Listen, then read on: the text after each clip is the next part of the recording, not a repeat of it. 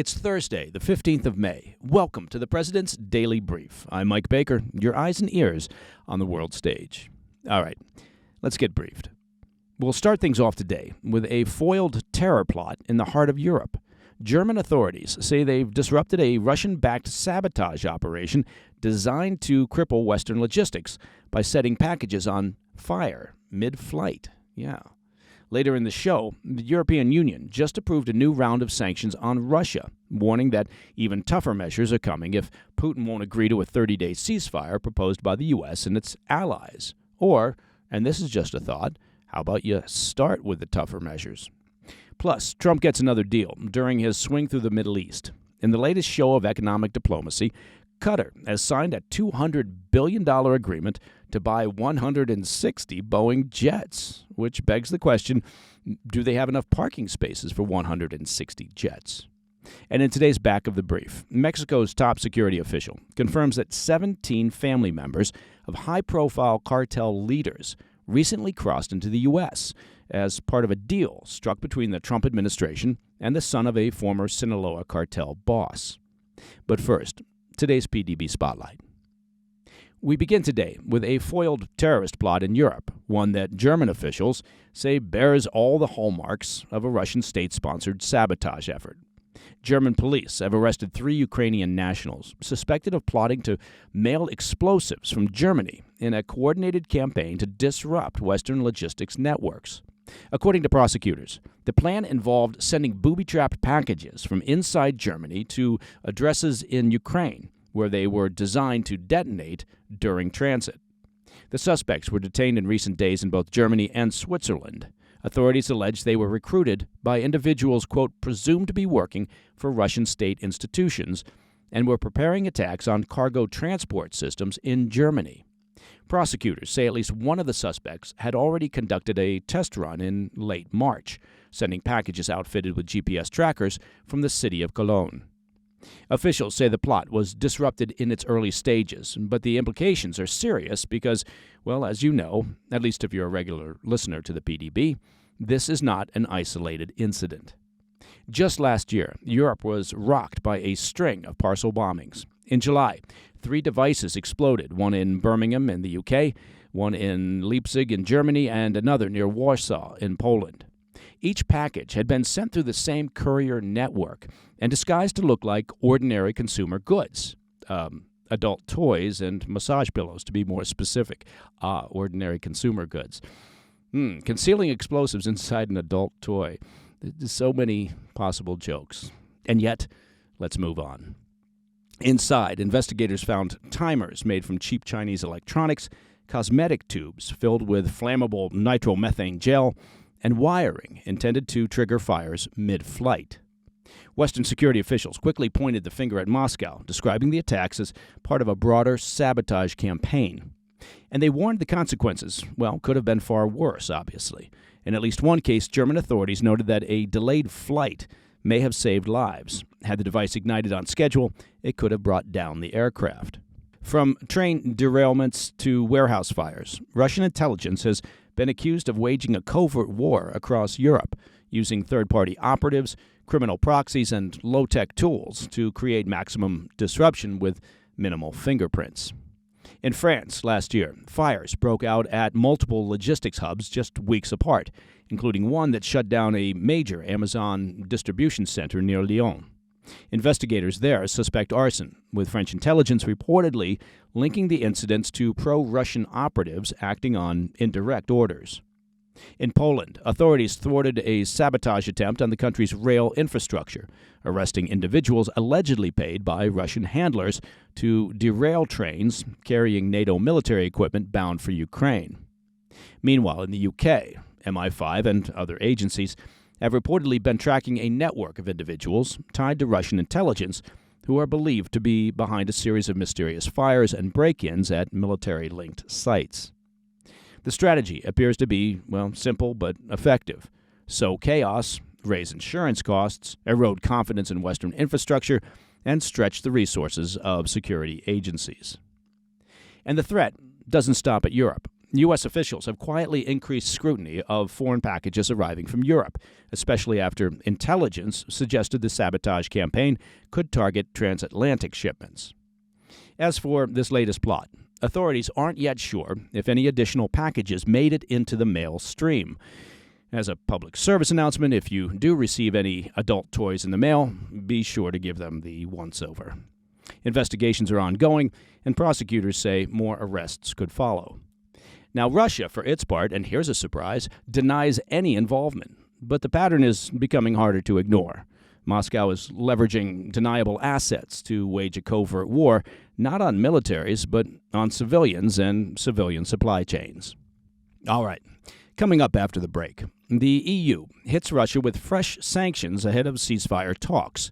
And President Trump lands a $200 billion jet deal with Qatar during his Middle East visit. I'll be right back. Hey, Mike Baker here. Let me tell you about a great company that's out there that could help you with your online security. And that's important, right? Delete Me makes it easy, quick, and safe to remove your personal data online, well, at a time when surveillance and data breaches are common enough to make everyone vulnerable. It's easier than ever, you know this, to find personal information about people online. And having your address, your phone number, your family members' names hanging out on the internet, well, it can have actual consequences in the real world. And have you ever been a victim of identity theft, harassment, well, doxing? Well, if you haven't, I suspect you probably know someone who has. And Delete Me can help. Take control of your data and keep your private life private by signing up for Delete Me. And now, we have a special discount for PDB listeners. Today, get 20% off your Delete Me plan by texting PDB to 64000. The only way to get that 20% off, of course, is just to text PDB to 64000. Message and data rates may apply. Welcome back to the PDB. The European Union reached a preliminary agreement on what would be its 17th sanctions package against Russia, warning it will be formally enacted if the Kremlin continues to reject the White House's proposed 30-day ceasefire. The thinking being, I suppose, well, the first 16 sanctions packages didn't work, so maybe the 17th will be the charm. As we've been tracking here on the PDB, the agreement, sealed Wednesday by EU ambassadors, is the culmination of a week-long pressure campaign, including a Monday deadline set by Germany for the Kremlin to respond to Washington's overture. European Commission President Ursula von der Leyen declared, quote, "This war has to end. We will keep the pressure high." The proposed sanctions once again take aim at Russia's so-called shadow fleet. That's a network of aging, uninsured oil tankers deployed to avoid Western export controls, as well as individuals and firms tied to Moscow's defense and illicit procurement networks. The full package is expected to get the green light from EU foreign ministers next week. According to the Commission, 189 additional vessels will be added to the EU's blacklist of 153 tankers already barred from European ports and services, bringing the total to over 340. These ships, EU officials say, have engaged in deceptive practices, cutting transponders, faking shipping data, and quietly transferring cargo at sea. As our listeners will recall, EU officials have stated that some of the vessels are now under investigation for suspected sabotage against critical European infrastructure, including the suspected sabotage of internet cables in the Baltic Sea.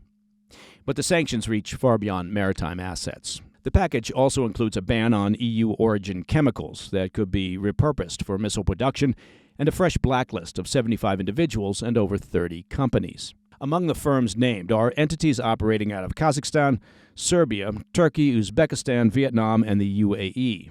Countries that European investigators believe are helping Moscow procure dual-use components in defiance of previous rounds of sanctions. The move comes as Ukrainian President Zelensky is slated to meet with Russian officials in Istanbul sometime today for direct peace talks in a format endorsed by President Trump.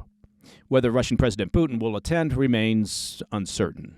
Zelensky made his position clear, warning that if Putin, quote, does not arrive and instead plays games, it's the final point that he does not want to end the war, end quote.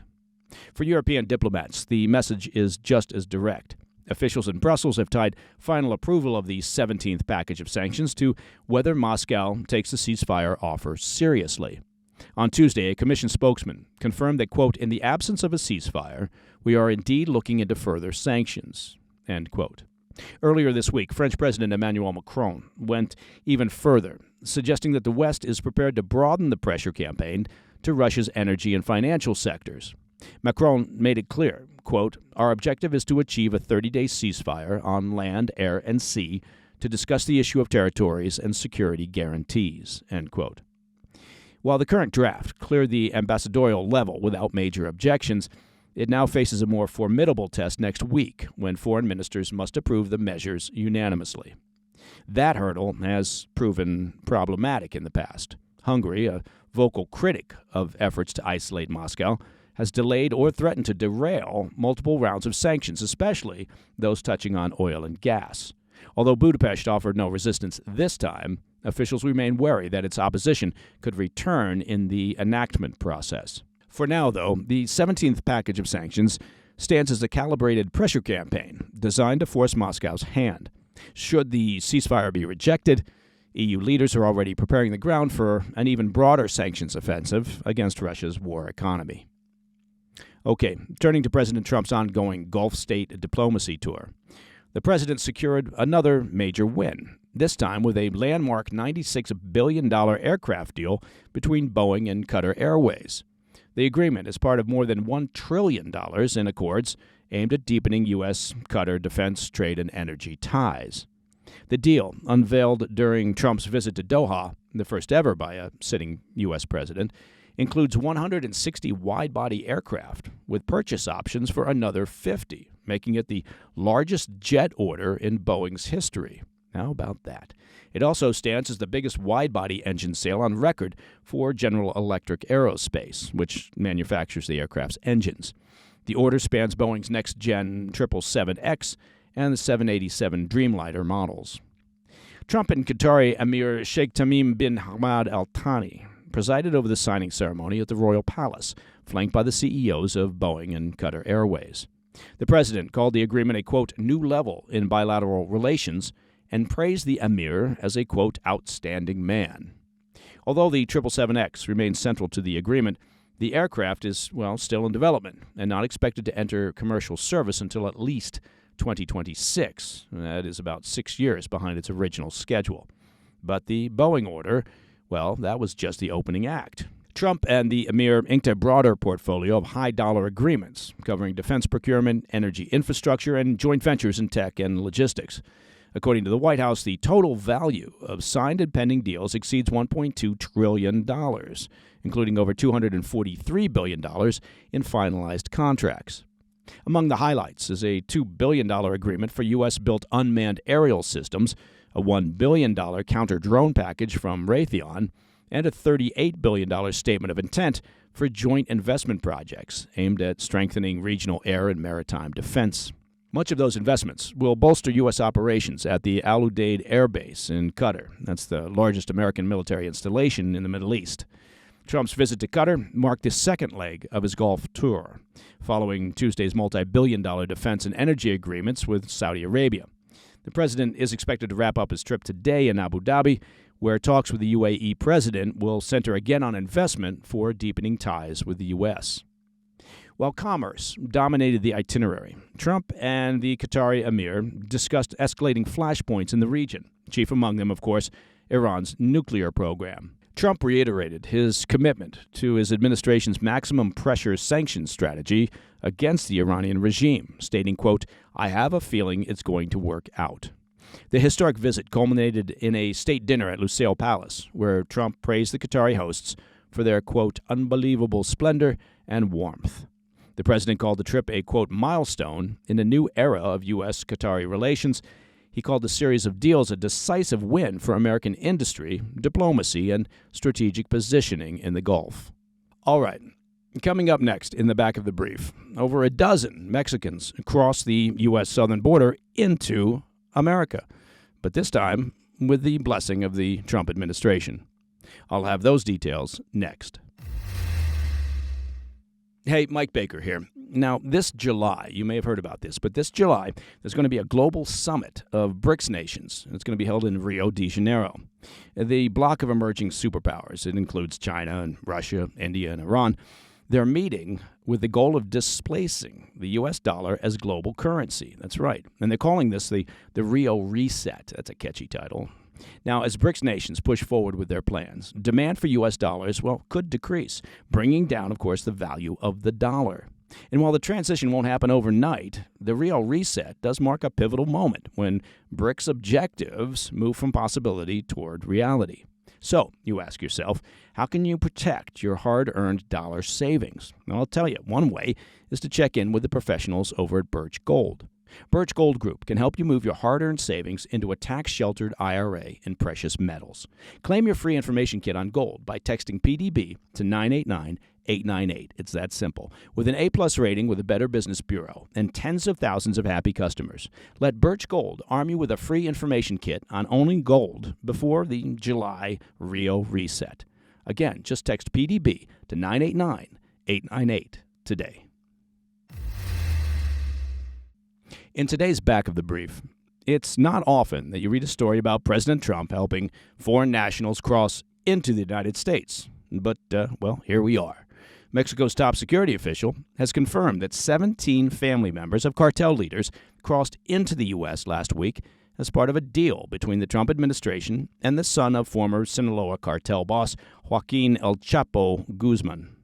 The security official said in a radio interview Tuesday that the family members of Ovidio Guzman Lopez, El Chapo's son, entered the country through Tijuana and were met by U.S. agents on the other side.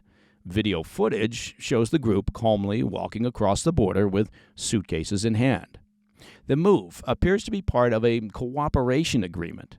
Guzman Lopez, who was extradited to the U.S. in 2023, has reportedly been negotiating a plea deal in exchange for information on rival cartel members.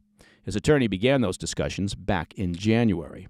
According to the official, the fact that Guzman's relatives were allowed to enter the U.S. without interference, despite their family ties, makes it evident that the Department of Justice cut a deal. And there you go. That's what we would refer to as a statement of the obvious.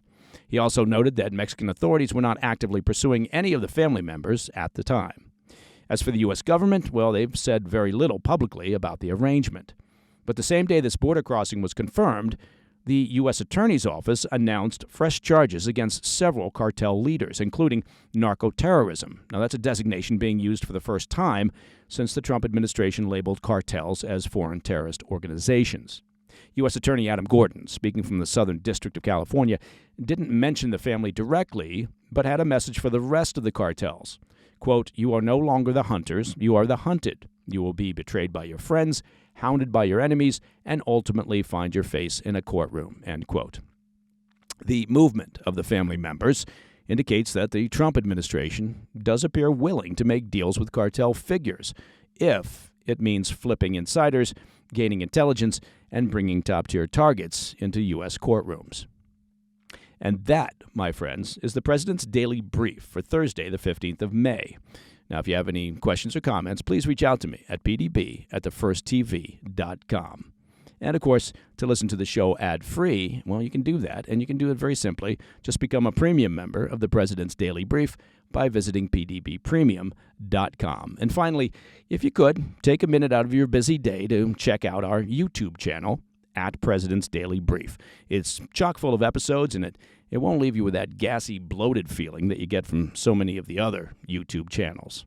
I'm Mike Baker, and I'll be back later today with the PDB Afternoon Bulletin. Until then, stay informed, stay safe, stay cool. Hey, Mike Baker here. Let me take just a few seconds of your time to talk about an important subject, right? Eating smart, eating healthy. And a big part of that effort, and you know this probably, I'm sure, is knowing where your food comes from, right? Knowing how your food is raised and how it's handled. After all, if you don't take control of your food supply, I guarantee you somebody else will, and that somebody will likely be some large, faceless corporation. Now, also, if you're a fan of beef, like I am, I'm about to tell you something really good. This is where you can go to turn for the highest quality beef. And of course, I'm talking about a great business called Tri-Tails Beef. Tri-Tails is a fifth-generation Texas ranch. It's run by real ranchers. There's no corporate nonsense, no middlemen, no mystery. It's just pasture-raised, grain-finished black Angus beef that delivers tenderness and rich marbling and great taste in every cut. This grilling season, stock up before it's too late. And right now, when you order over $349, you get a free choice New York strip. Just go to trybeef.com/PDBgrill. That's trybeef.com/PDBgrill. Your family, your friends, and frankly, your grill will thank you. Hey, thanks for tuning in. If you enjoyed this video, don't forget to hit that like button and leave a comment, a really positive, nice, and kind comment. That would be appreciated. And if you're not already subscribed to our channel, make sure to subscribe and turn on notifications so you don't miss any of our daily updates.